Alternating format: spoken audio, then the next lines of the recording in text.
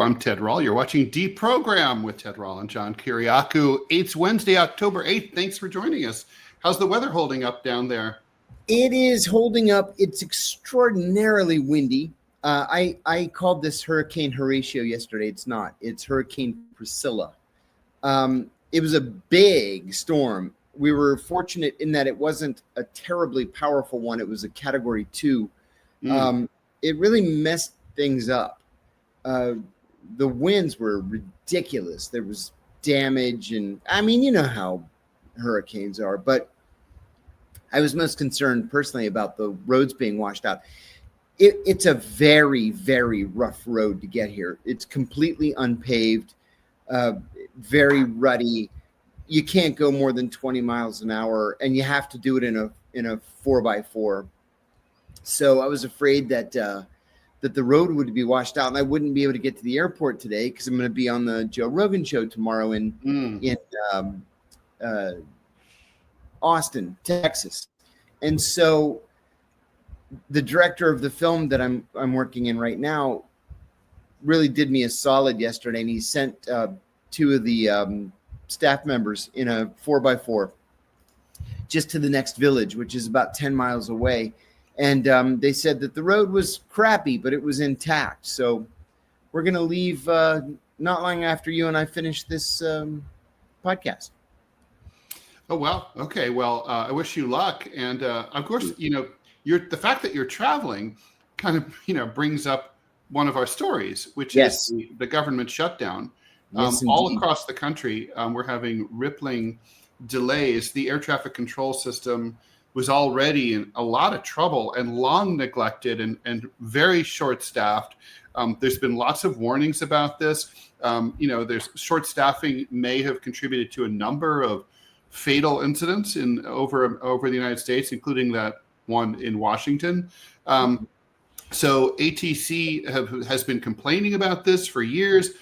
Congress doesn't seem interested in fixing the problem, and now it's only worse because the air traffic controllers are either quitting outright or they're certainly taking vacations. And President Trump even intimated yesterday that federal workers, and he's not saying which ones, that some of them may not get back pay, those who are furloughed. Now, and that's not happened before. That can't happen. I mean, that's illegal, right? I mean, you would think so. Yeah. I mean, they're workers. I mean, I don't even care that they're federal workers. I mean, if I hire an employee and then I just don't pay them after I agreed to pay them, well, obviously I'm breaking the law. Mm-hmm. The problem is that what's the remedy for breaking the law? Not Sharia, where you can go to a court and get justice tomorrow morning. It's go and hire a lawyer. It costs money. The opposing side drags their feet.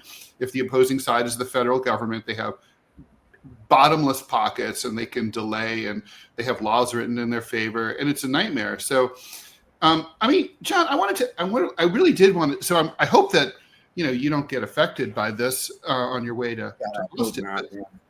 But I guess I wanted to ask you, as a former federal worker for a long time, and who's lived in D.C., what is the effect on morale on federal workers when something like this happens, where basically the government? Let's go back to January, right? The government, the president comes in. We have this DOGE thing, and basically he's like, I hate most of you guys. You guys aren't doing a good job. A lot of departments should be eliminated. A lot of workers should be fired. You have a lot of dead wood. You bring in Elon Musk, who doesn't know what he's doing, to just fire people willy-nilly. So there's a total lack of appreciation there. There's been very little coming from the commander-in-chief saying, we appreciate you. We love you. Thank you for your service. No, we haven't met, have we? And then, you laugh when I say that. The fact that you're laughing is says it all, right? But that's what he should be doing. And then it's it's been going on. They've been demoralized. They've been laid off. It's there's been this yo-yo thing where people have gotten laid off and brought back. And now they're being told, oh yeah, you're being furloughed, which sucks hard enough because you're not getting paid for a while. But on top of that, you're being told now, oh, by the way, you may be shit out of luck. if when we come back, because we're going to drag our feet on paying you. I mean, yeah, I know it's Trump bluster, and I don't think there's anything come of it. I don't think it's true, but it's got to really be a bummer, yeah. Yeah, it is a bummer. People aren't shocked by a government shutdown. They're used to government shutdowns. They happen all the time. Every couple of years, there's one. They usually last a day or two or three. No big deal. But I was part of the government shutdown back in the two government shutdowns back in 95 and 96 that were weeks long. Now, for us, we didn't so much care because I was working overseas at the time. My house was paid for. My utilities were paid for. My car was paid for. I didn't have to worry about anything. But for people who are living, in the DC area, let's say, anywhere around the country where you're not getting some sort of a subsidy, it's tough. And I'll tell you, I'm smiling because, on the one hand, I don't really give a shit. And on the other hand, I feel a little bit sorry. But people like prison guards. Mm-hmm.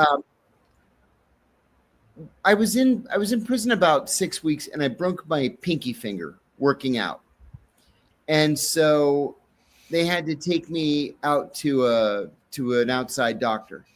And they put you in chains and shackles around your ankles and around your waist. It's humiliating. But I get in the van with these two guards, and they're talking about the shutdown. And one of them says that he doesn't have enough money to last for the week. So if this is going to be a shutdown longer than a week, that he's screwed. And I said, as if it was my business, I said, "What GS grade are you?"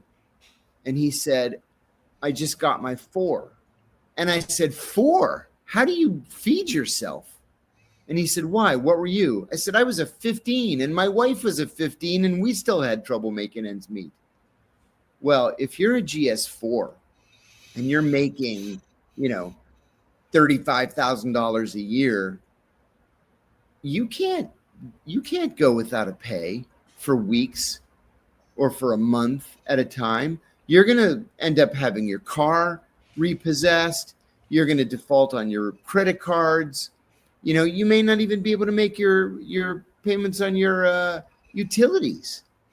So for Donald Trump to then say that he is actively and seriously considering just not paying people the back pay after forcing them out of work in the first place, this is going to crush morale that's already fragile. And I'll tell you what, in an unrelated incident that I'm going to connect to this, my morale is crushed today because I saw in the Washington Post that Herschel Walker, you remember Herschel Walker, mm-hmm. that moron who ran for the Senate several years ago? Georgia, and who beat his wife and beat his girlfriend and held guns to their heads, yesterday was confirmed as U.S. ambassador to the Bahamas. Wow. 51-47. All the Republicans voted yes. All the Democrats voted no. Yeah, no, I mean, so Herschel Walker's his own thing, but let's linger a little bit on the shutdown morale. Yeah, this is one thing. One effect that I think is that people don't think about is, going forward, these kind of things make people less likely to want for young people to want to go work in the government, right? I mean, government doesn't pay very well compared to the private sector, but at least, people think, oh, if I work for the government, it's safe, it's steady. I get a paycheck on a regular basis, and it works. It's great to know that that's going to happen. And in fact, it looks like we've lost John here. We'll see.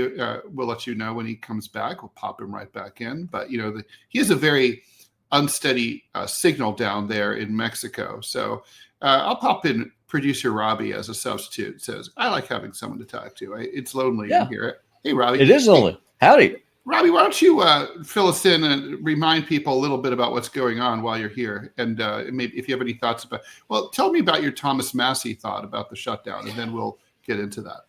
Well, it's pretty neat because the MAGA Civil War basically stopped when Charlie Kirk was assassinated. That is no longer the case. It is back on with an absolute vengeance because the pro-Israel establishment wing in the GOP, they've really overplayed their hand. They've reached too hard. And with Trump going out of his way to protect Epstein, even going as far as kind of hinting at maybe even doing a pardon for Ghislaine Maxwell, the backlash from my part of the right is phenomenal. Like, and you guys really think the shutdown is in whole or in part motivated by the desire to keep Thomas Massie from bringing this discharge position to a vote? Oh, absolutely. Oh, God, yes. I mean, the fact that he has all the Democrats and a sizable portion of actual America First conservatives. Not keep in mind they're in the Republican Party, but I mean they are right wingers like I am. They want the Epstein client list out. They're going for the throat. They want blood. So yes, there's a reason why Johnson, before this even happened, he sent everyone home early to try to avoid this from happening. This is their nightmare. We talked about this here back in July when he did that, and I remember we all agreed that that this was not going to work. That MAGA world's memories are a little longer than that of a fly. We are not going to forget. And the thing is, the fact that our tax dollars are being used to pay the salaries of pedophiles in government. Hey, pedophiles have to eat too. You know what? Well, they can eat in hell. As far as the pedophilia industrial complex. Robbie, fill us in a little bit about the. Sorry, isn't that what Ted Cruz says? Can we just leave the pedophiles alone? Did he say that? Yeah, he did. He said that. He did say that. He did say that. Which makes me, of course, want to look at him. Don't look at him. When someone says like, "Hey, don't worry about the pedophiles," you have to always be like, All right, so Robbie, fill us in a little bit about, for people who are just joining and may have missed yesterday's show, what's going on with YouTube and Rumble and all that. Okay, real quick. So the short and easy of it is that YouTube has demonetized your two favorite commentators who are respectively on the right and the left of me, which is funny because I'm to the right of both of them, but I won't even go there. So if y'all would like to support the show, there's a couple of different ways that you can do it. One way is that we do have a PayPal account set up where people can just donate directly to the show.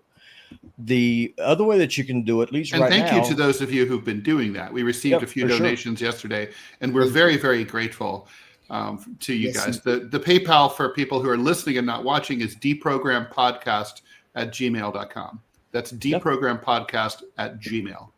That is a huge help. And another one of the biggest ways, honestly, that you can help us is by coming over to Rumble, because this show is a Rumble partner. Rumble is actually they've brought us into their creator program. The show is growing leaps and bounds, and I cannot thank y'all enough. And the way that Rumble pays us, in addition to ad revenue, which is how YouTube used to pay us, they actually will pay you based off of watch hours. Plus, you can become channel subscribers on Rumble for only $5 a month directly to DeProgrammed. And John and Ted keep every penny of that. Rumble does not take a percentage; they keep it all.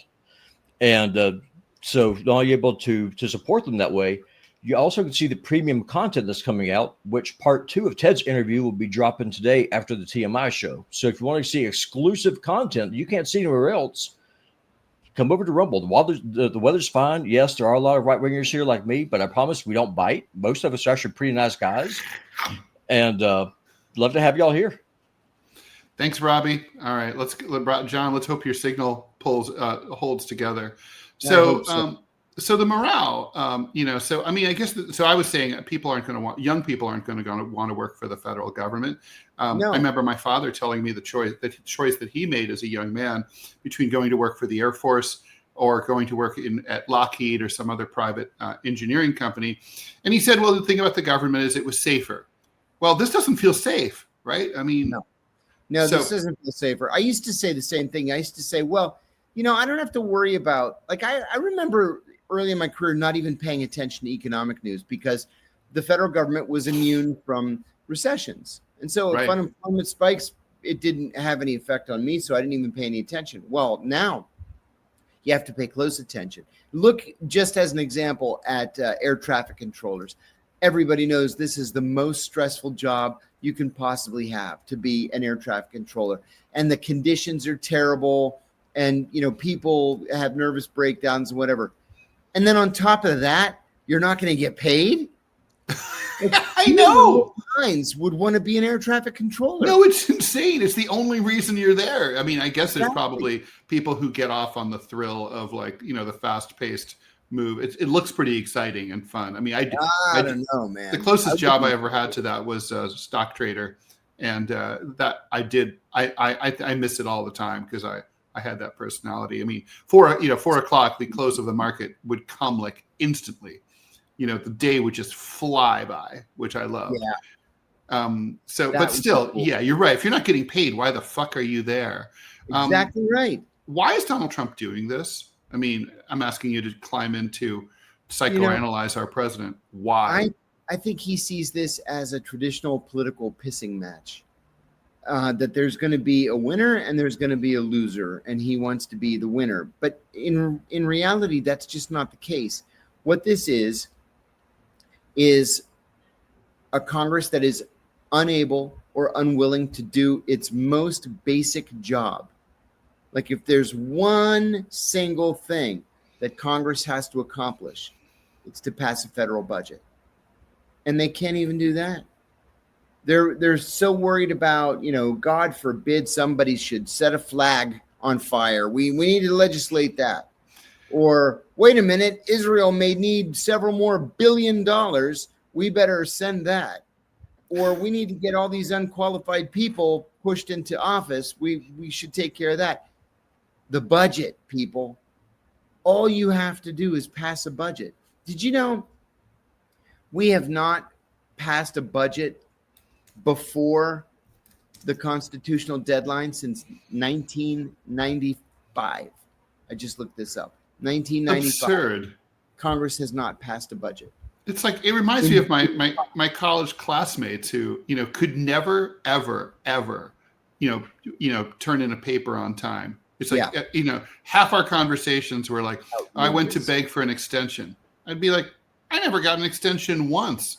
I mean, I knew when it was due and I turned it in. It's a psychological block for people. Yeah. Thank you very much to Double D 37896442 as opposed to 441. Thank you very much for the gifting that donation over on Rumble. Much appreciated. Tariq Q is nudging you, John. Don't forget to plug this show on Rogan. Although I think that's a little tricky, but I'm going to try. I'm told that he's funny about stuff like that. Right. But I'm going to try.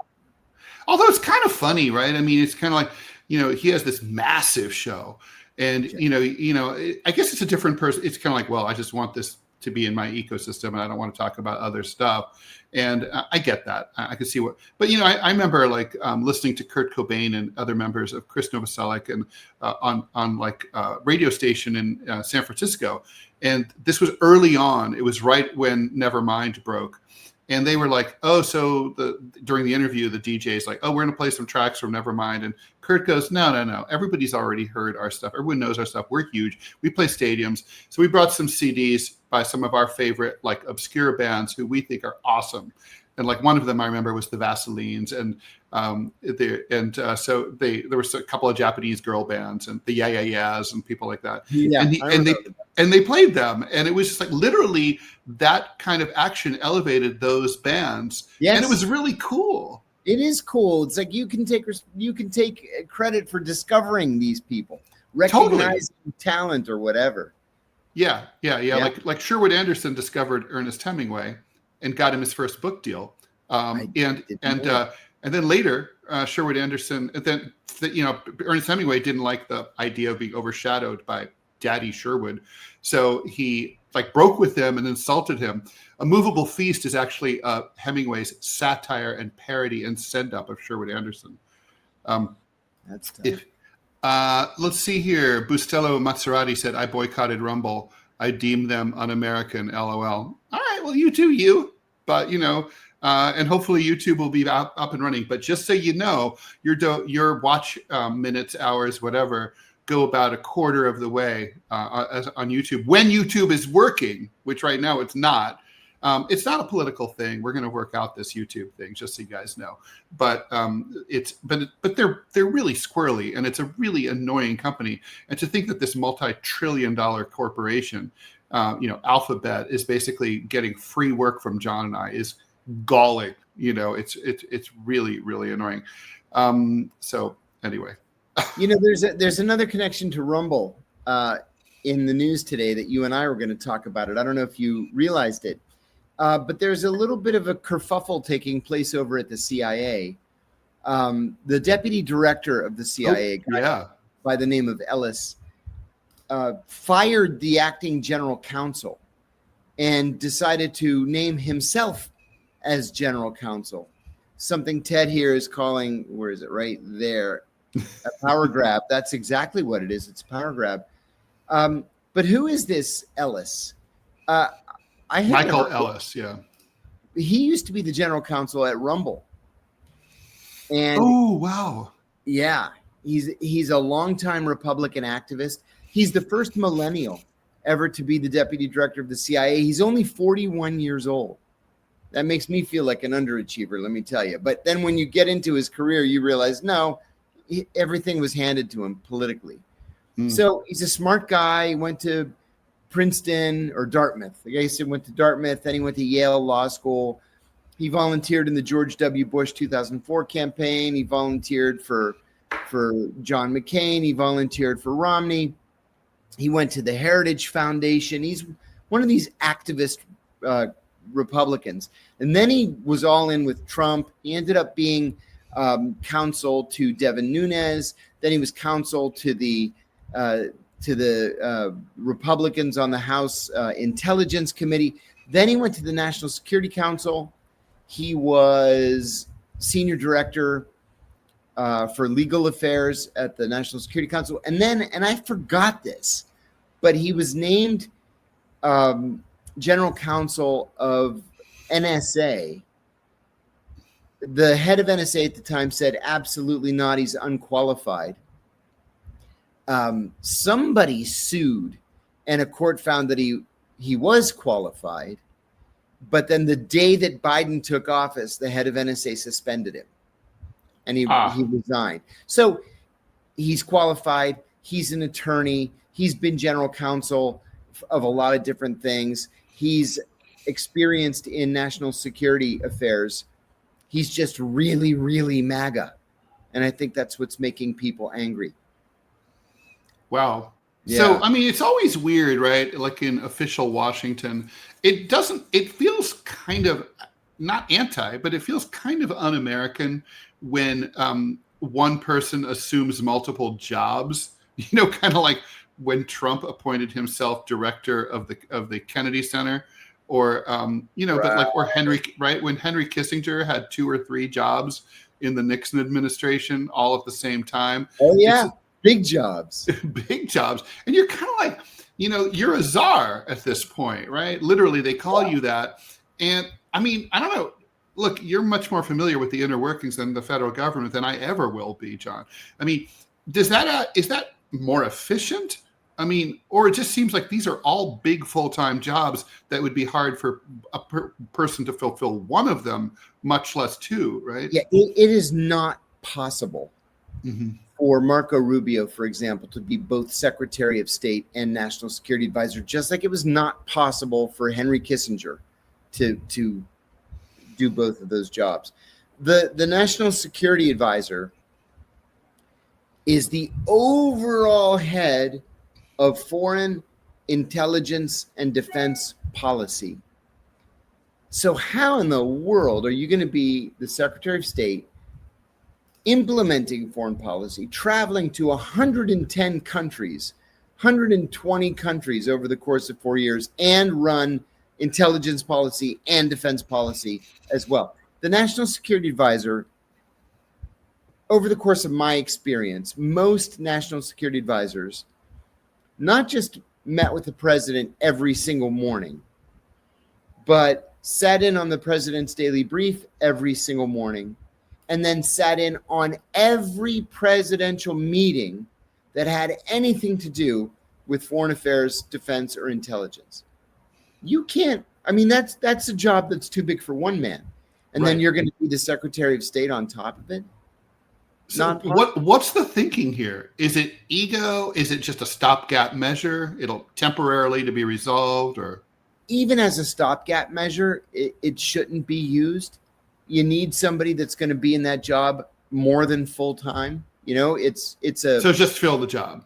Yeah, just fill the job, or make an acting national security advisor. Like, you know, Trump always has elevate a lieutenant, right? To fill in. Yeah, sure. Exactly. There are a lot of people in Washington who could do it. So just name somebody. While we're talking about ego, seems like a nice, we don't have to spend much time on this, but yesterday we were talking a little bit about design of currency and stamps and stuff. Ted. So a lot of people, so as a coin collector myself, so a lot of people may not be aware. Of course, obviously there's the coins that are in your pocket that you get back as change, less and less so as cash disappears from our consumer economy. But there's the U.S. Mint produces something called commemorative coins, and they'll be denominated. Let's say there used to be commemorative quarters. There was a long line of commemorative half dollars, and now there's commemorative dollars. Inflation, and they're typically like very pretty. They're not meant for general circulation, but they are official coinage of the United States Mint. They are. You could theoretically go to a store with $1 commemorative coin and pay for something, even though the clerk would be like, "What the fuck is this?" Yeah, exactly. But you could do it. And some of the commemorative coins, it's just like an extra. You know, it's kind of cool. It's also like for collectors. And a lot of these actually appreciate really well in value because they have limited runs. Anyway, the Treasury Department is planning, at the behest of a certain someone, to mint a $1 commemorative coin with the picture of none other than our fearless leader, Donald Trump. With his fist in the air after getting that's on the reverse side with his, and it says "fight, fight, fight," and there's his holding his fist pump, and on the front, which is called the obverse, in when you collect coins, it just shows him just a profile picture. I hope they slim him down, Ozempic him a little bit, because a side view would be not maybe the most flattering. Anyway, the thing is, there's a law, and probably most Americans kind of just suss this out. Living people can't be on coins or dollars. Correct. It's been like this pretty much forever, since 1866. I mean, there wasn't much coinage before 1866. So really, for most of the history of American coinage. But in 2020, something called the Circulating Collectible Coin Redesign Act passed. Now, Trump is basically saying, I want this coin out in honor of next year, I cannot pronounce this word, but the 250th, you know, the sesquicentennial, something. Anyway, the 250th anniversary of the signing of the Declaration of Independence is next year, and Trump wants his own personal coin, and he's very interested in like mint politics, right? Like going back quite some time, at least to Obama, there have been plans to scrap Andrew Jackson from the $20 bill and put Harriet Tubman on there instead. And basically, this got delayed in the first Trump administration. Biden sort of tried to revive the process. How hard is it to fucking make a picture of Harriet Tubman? But anyway, the point is they've been dicking around, and now Trump is again like dragging his feet on Harriet.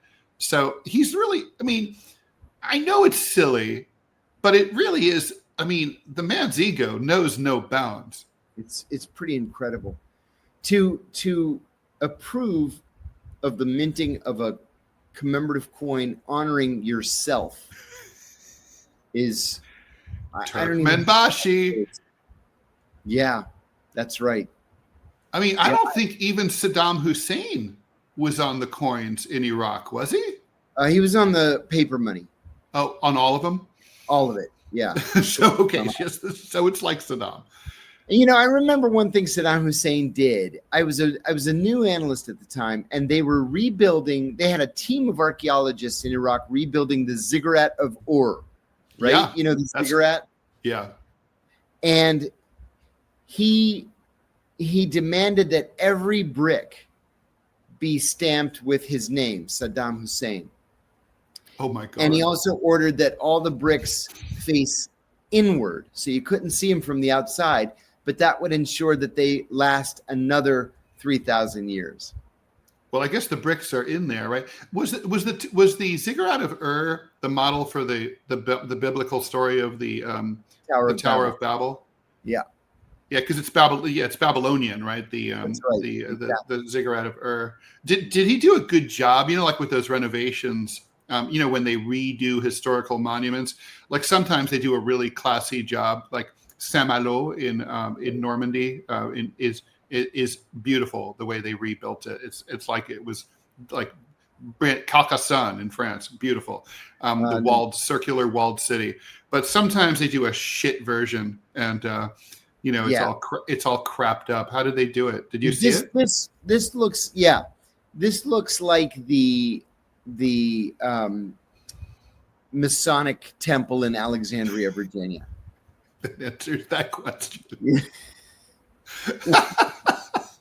You know, one of the sad parts, by the way, of the fact that Libya became a failed state. Thank you, Barack Obama and Hillary Clinton. I was dying to go see the Roman ruins because I mean, apparently some of the best preserved Roman ruins in the world are in Libya. Yes, because of the desert climate.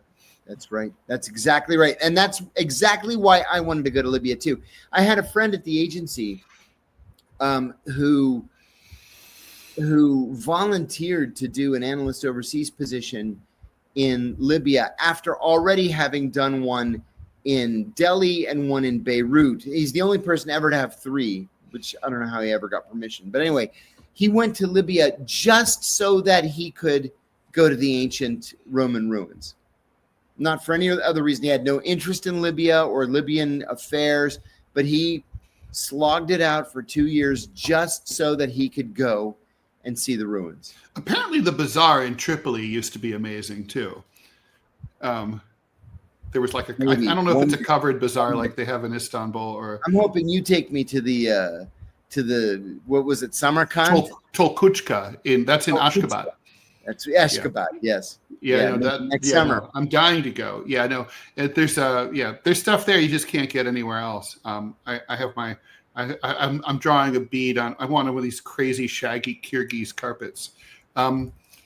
Which I regret not having gotten in the first place. All right, let's answer some questions. Ludwig Double D wants to know, what's our take on Mike Pompeo in a post-Trump era? Worst? Yeah. Worst director. Yeah. One of the worst ever. Yes. A man for whom the rule of law meant literally nothing. Yeah. That's bad. You know, may I add one thing? Do we have a moment? Please. You'll remember that it was Mike Pompeo who declared WikiLeaks to be a hostile non-state intelligence service.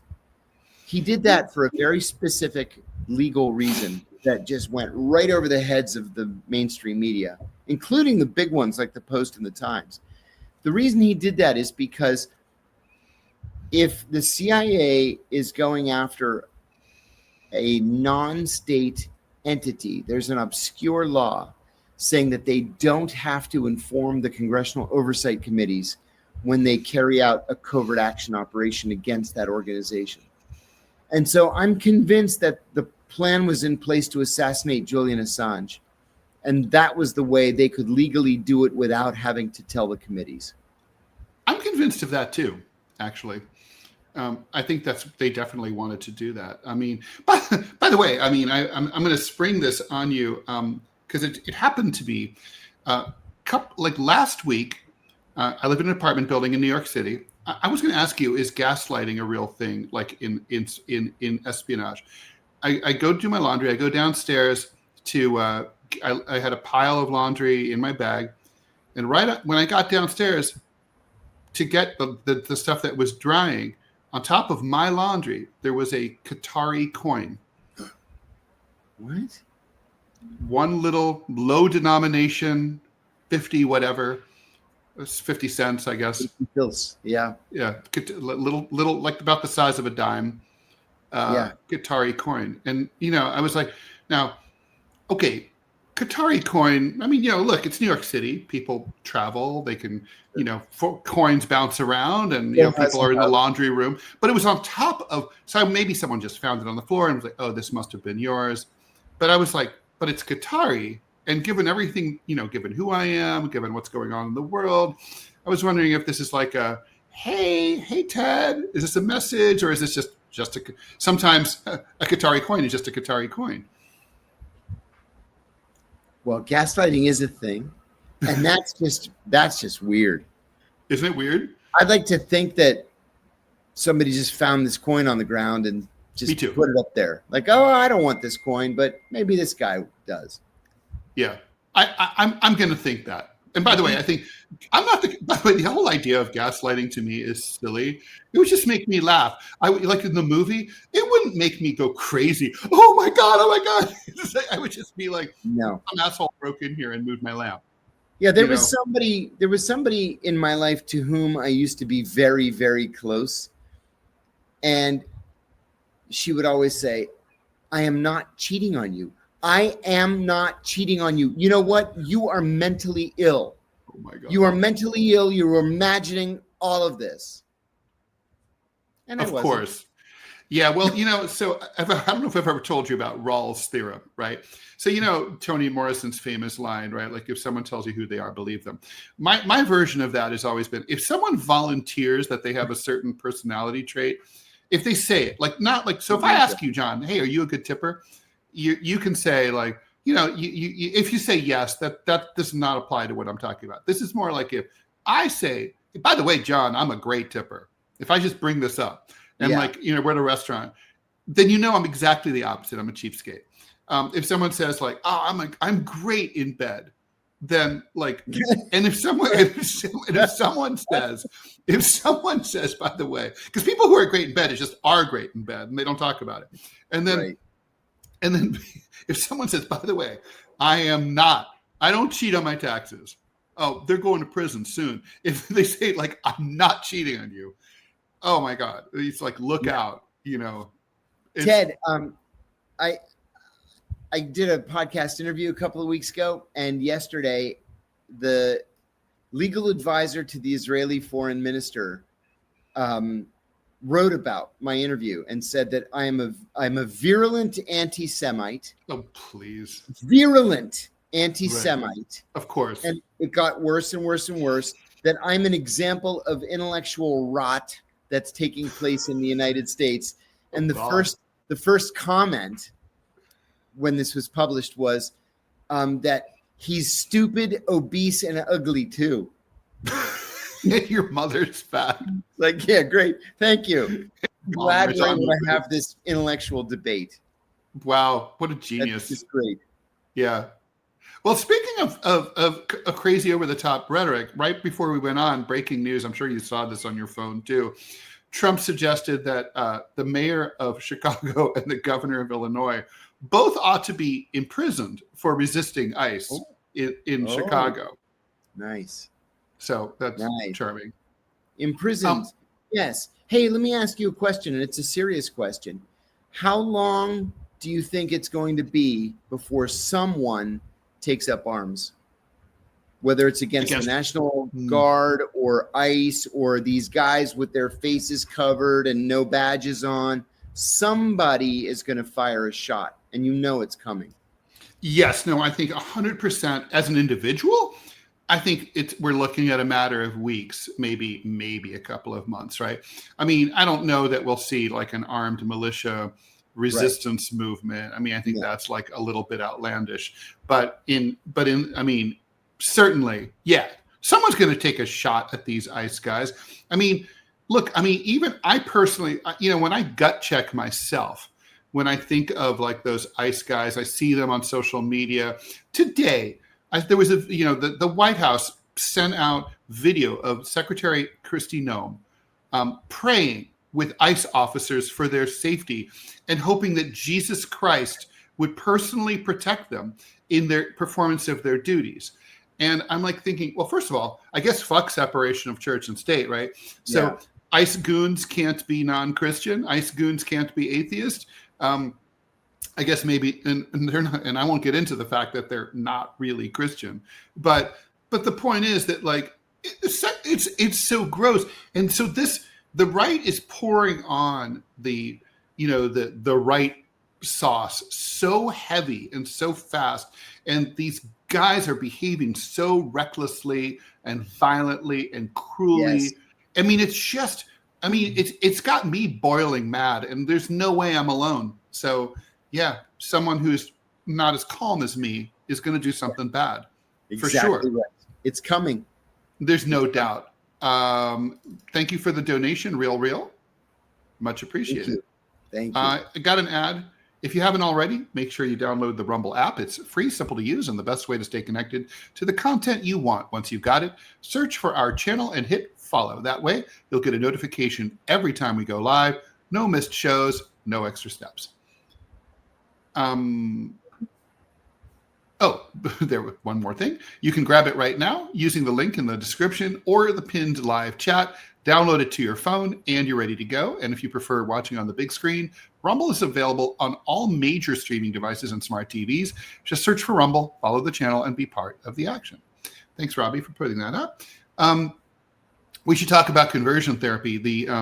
So conversion therapy is obviously the way that people, transgender people, basically physically manifest their transition, and so anyway, there's a Colorado and a bunch of at least over 20 other red states all have bans on conversion therapy for minors. Started in Colorado, I think. And but anyway, it's Colorado's case that's before SCOTUS right now. A case called Chiles versus Salivar, or Chiles versus Salivar. A therapist said, basically, as the plaintiff here, says that it's a violation of her faith-based talk therapy, and she's claiming it's a free speech violation. Looks like Supreme Court is likely to strike. The conservative majority is going to join with the liberals and maybe unanimously or close to unanimously strike down these laws. I was a little surprised by this, John. Me too. I was surprised. I actually had to read the first couple of paragraphs of the article twice because I thought maybe I wasn't understanding it. But yeah, this surprises me. And it's not just relative to trans people. It goes deeper to, those church camps where you send your kid, if your kid is gay, so they can de-gay them. Yeah. Preach the gay right out of them. Yeah. Yeah. Good luck with that. Poor people. Jeez, oh man. So, yeah. The thing is, I'm really torn about conversion therapy for minors. I would be very disturbed if I had a 12-year-old kid and this kind of stuff was happening at school and I didn't know. Oh, your boy's identifying as a girl. Everyone knows. You didn't know. Sorry, you didn't know, and we're not going to tell you, even though you're the parent. On the other hand, like, what if I'm going to beat my kid when he/she comes home? So it's really complicated. I do have issues with the hormone and the physical. The idea that, like changing your genitalia before you turn 18, hormones. Yeah, the hormones really affect you. We know that hormones are a huge part of your life as a teenager. They develop your bones and all that. Even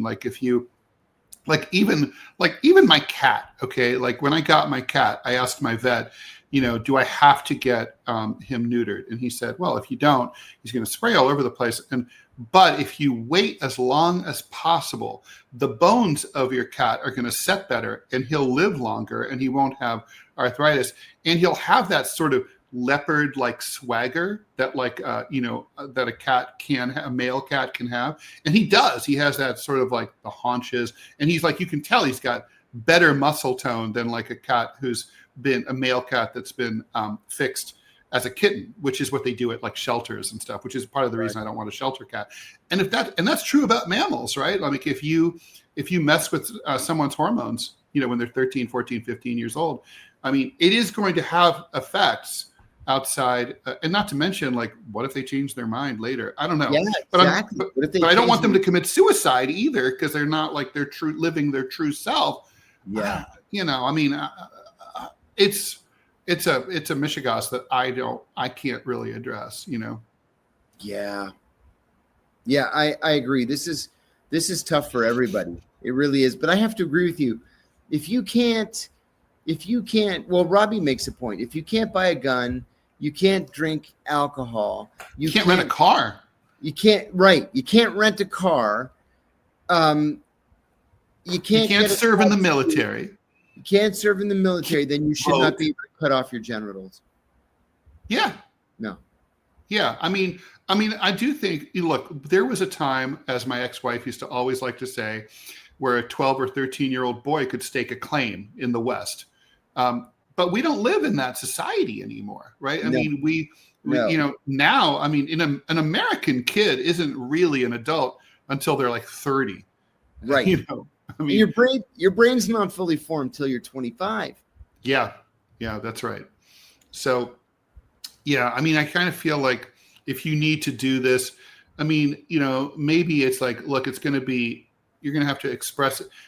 Here's a question. It just crossed my mind. Like, if the physical procedures are not available for anyone until they turn 18, might there not be kind of like the salutary side effect for people who want and need to transition, that knowing that like no one who's in their position can do it until they're 18? You know what I mean? Like, it's like the idea that some kids, they live in Massachusetts, a liberal state, they're 14, they can do it. But because I live in the Texas Panhandle, I can't do it, and I have to live this miserable life. I mean, maybe sometimes it's good for government to regulate these things. Yeah. I mean, it's kind of like abortion, really. You can have an abortion in Virginia. You can't have one in West Virginia. You can have one in Pennsylvania, but you can't have one in Ohio. I mean, this is that never-ending debate between states' rights and federal authority, I guess. Someone's mad at us. Yeah. That doesn't happen here much, but we don't have a problem with it. Hope Loudon 6371. Yeah, I'm out. Not going to listen to you bash gender-affirming care when you're misrepresenting the Supreme Court case. Fact check yourself and apologize. Well, I'm willing to fact check, certainly. But agree with me or else, Ted. Apologize.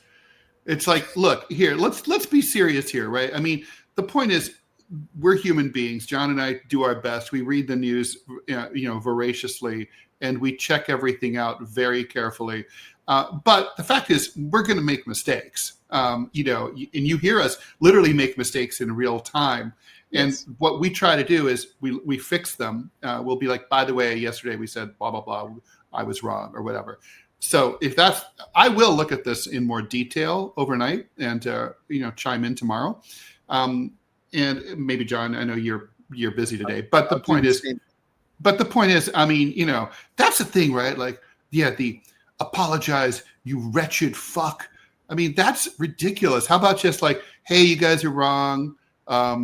Check out this link, and then you'll see. I mean, I'm fine being wrong. It's like, it always bugged me that newspapers are so reluctant to publish retractions.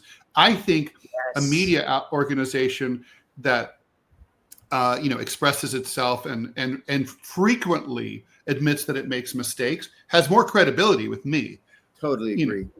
So. Totally agree.